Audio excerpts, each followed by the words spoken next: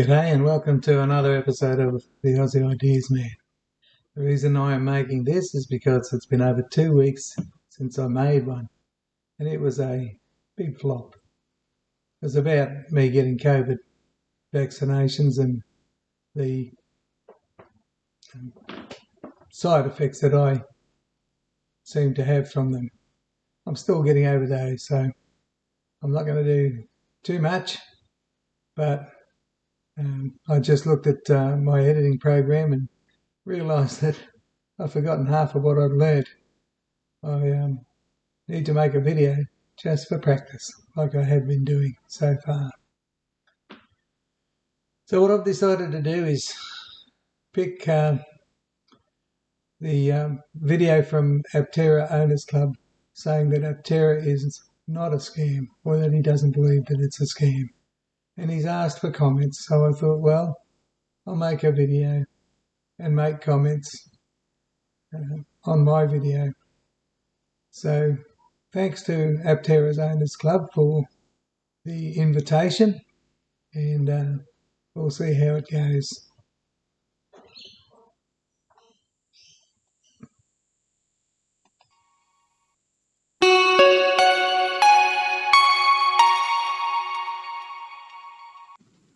Hello everyone, welcome to Aptera Owners Club.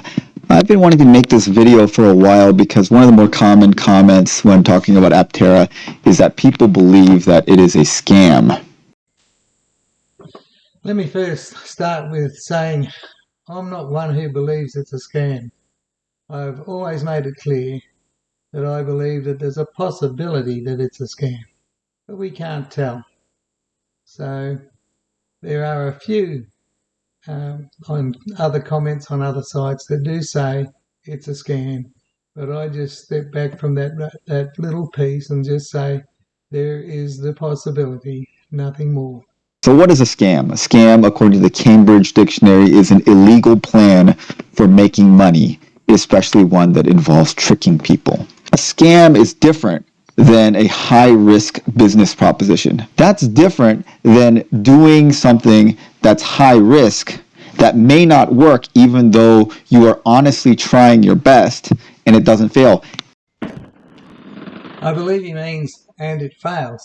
However, I have no argument with his definitions thus far. And there's no doubt that making a new vehicle and starting a company is a high-risk endeavor. And so as an Aptera pre-order holder, and as well as being an investor, of course, I believe that it's not a scam, but I don't have any delusion that it is a very safe investment. It's not a safe investment. It's a very high-risk investment, but understanding that it's a high-risk investment. If you are investing in Aptera thinking that it's a sure thing, that is not realistic. It is not a sure thing. This is not safe. It's a high-risk investment, but it's going to do well. And of course, I feel like it's worth the risk.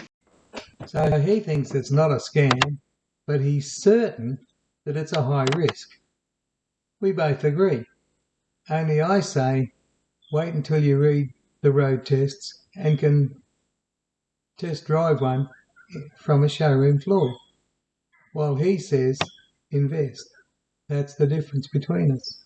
Okay, so now that we've got that off the table, is Aptera a scam? Now I'm going to tell you all the reasons that I am very confident that it is not a scam.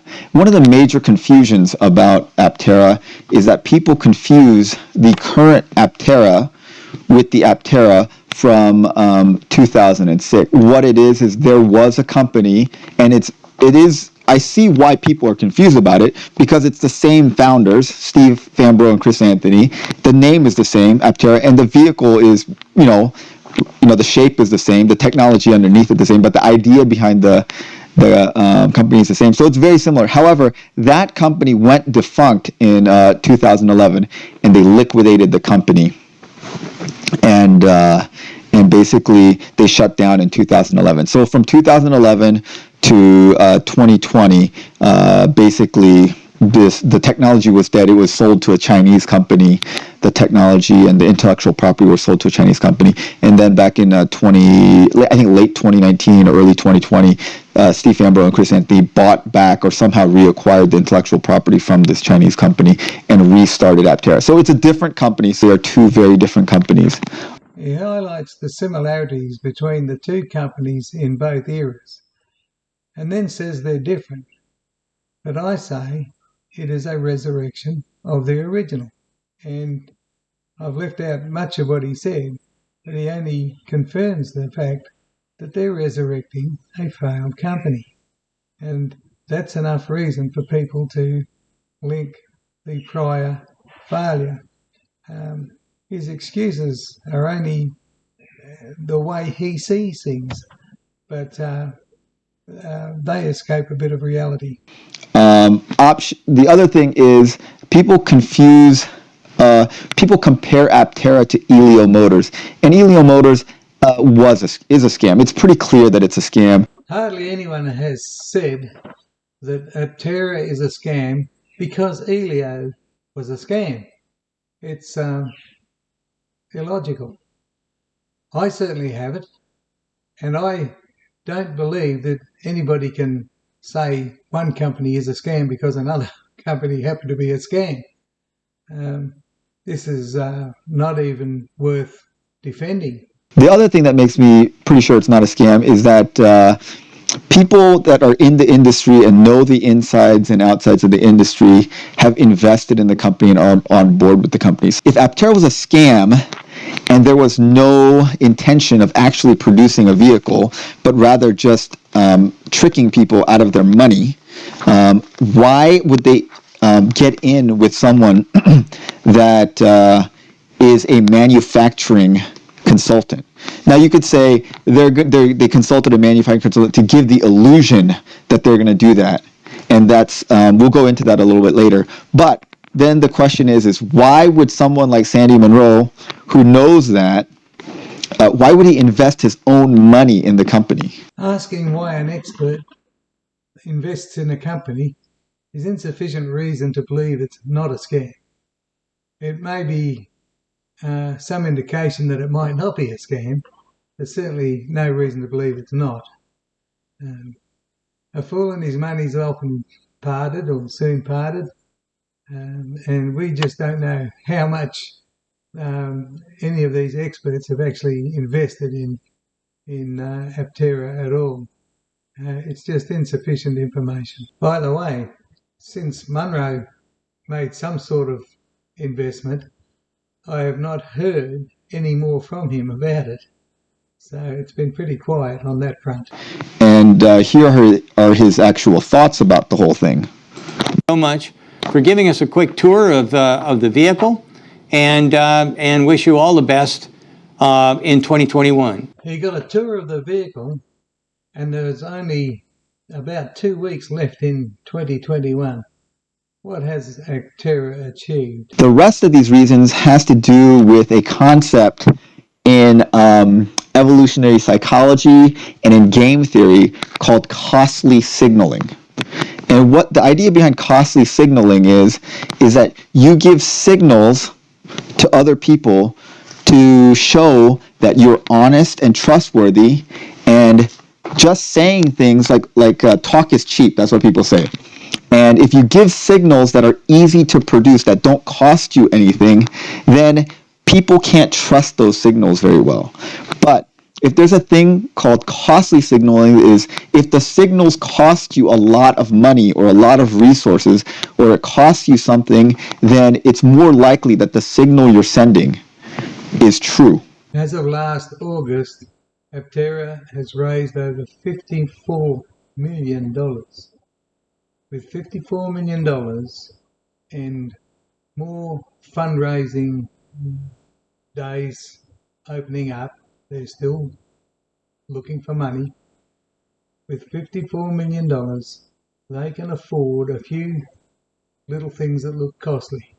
They build a couple of prototypes. Well, people in their backyards have done that.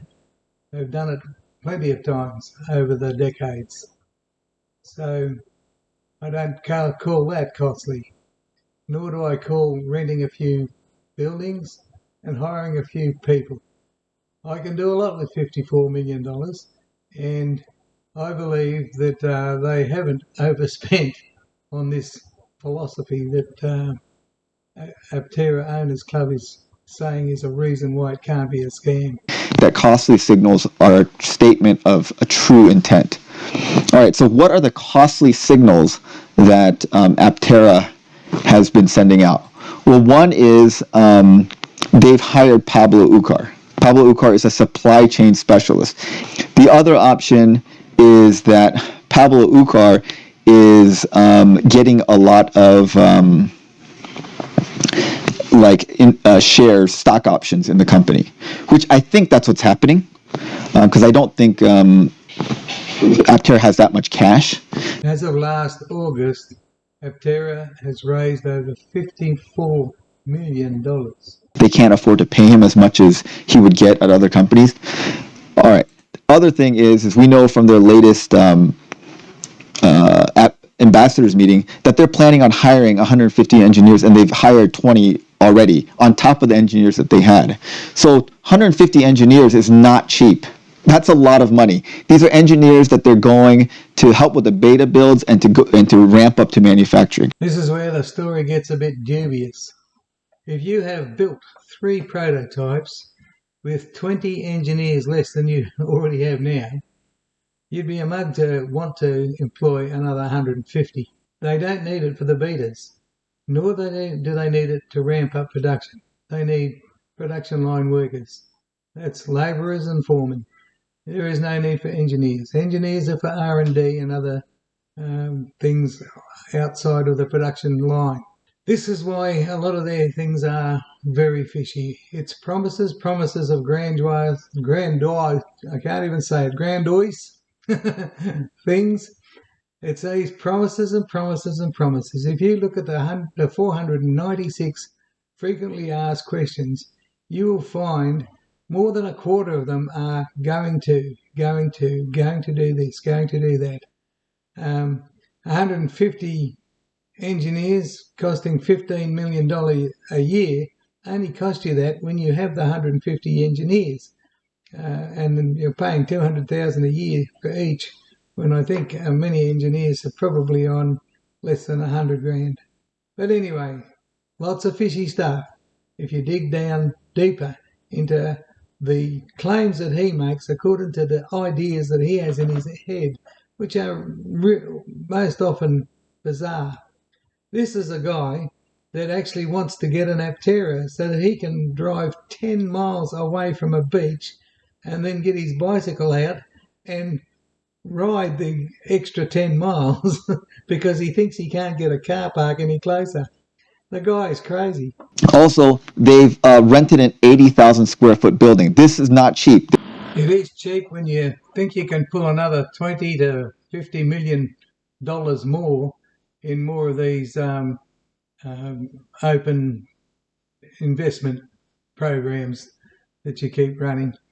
It's all relative.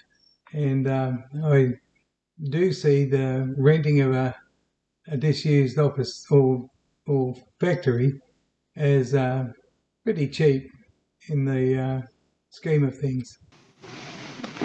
The other thing is, if you look at the SEC filings, which is we talk about in this video here, if you look at the SEC filing from January to June of 2021 and 2020, they've paid their executive officers a total of $230,000. So their executive officers include Pablo Ucar, their CFO, who is named Janie's Burlingame. They have like 6 or 7 executive officers, and they've paid them a total of $250,000 over the course of about a year. That is not a lot of money. They're paying their executives very little money. So what that means is that they're probably paying themselves nothing. It's very likely that Steve and Chris are paying themselves nothing. They're working for free, because they're not paying themselves this money, because if they were paying themselves this money, then does that mean that like the chief marketing officer, Sarah Hardwick, is working for free, and Pablo Ucar is working for free, and their CFO is working for free, and their financial vice president is working for free? No, those people are not working for free. They're absolutely not working for free. I'm sure they're not getting paid top dollar, because I think they're getting stock options because they believe in the company. But this amount of money is not enough money. I think there's like to pay themselves any money. I'm fairly certain that based on their SEC filings, Chris Anthony and Steve Fambro are working for free. So they're not paying themselves any money. And there's another place in here, the SEC filing, which makes it sound like Steve, Anthony, and Chris Fambro are putting their own money into the company. That's very likely. So not only are they not paying themselves, they're putting their own money into the company. So essentially, they would be scamming themselves if this is a scam. All right, last reason. So they've hired their CFO, is this person named Janice Burlingame.